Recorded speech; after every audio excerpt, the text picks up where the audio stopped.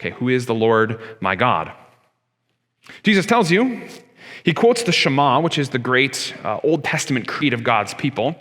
Deuteronomy 6:4, "Hear, O Israel, the Lord our God, the Lord is one."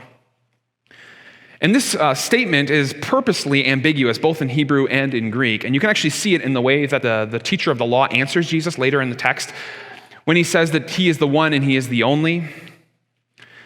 On the one hand, this text is communicating that that God is one as opposed to multiples. Right? So we are a monotheistic religion. We are not a religion that has multiple gods.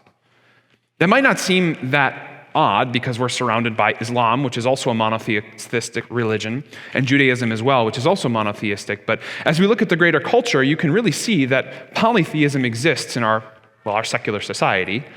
We worship science and money and success and sex and influence. We worship a multiplicity of gods. We'll give our money to those things. We'll give our time to those things. We'll give our effort to those things.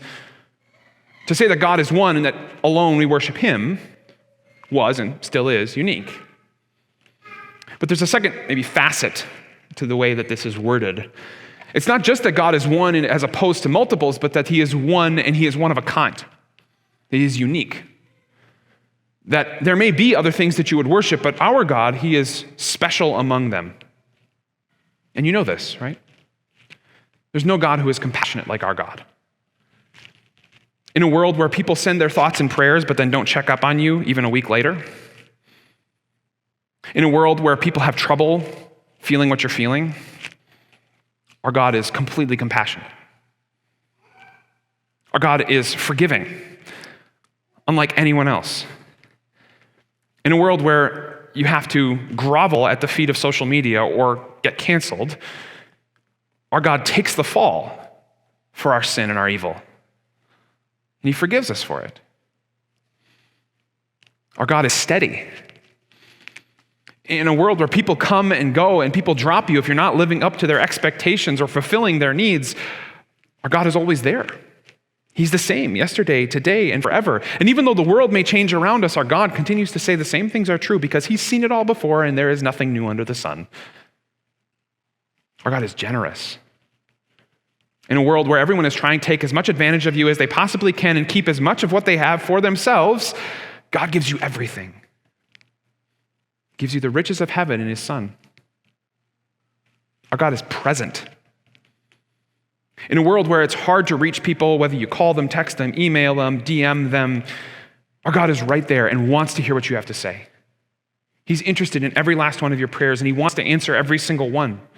He's eager for you to have a conversation with him.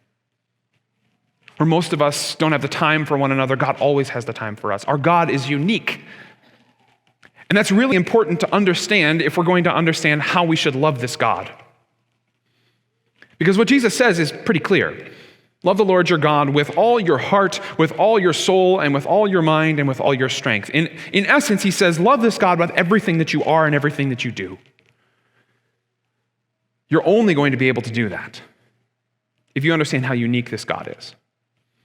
That if you were to give him your whole heart and your whole soul and your whole mind and all of your strength, that you would not be disappointed. That this God offers you something that no person, nothing in the world, no experience, no product can offer you. A joy, a peace that lasts, that's not stopped because of death or because of decay or because of a lack of time or a lack of money or I'm just not in the mood tonight. No, none of that. None of that stops God from always being there and always being perfect for you. And so Jesus says, you should love this God, the one and only, with all of your heart, soul, mind, and strength.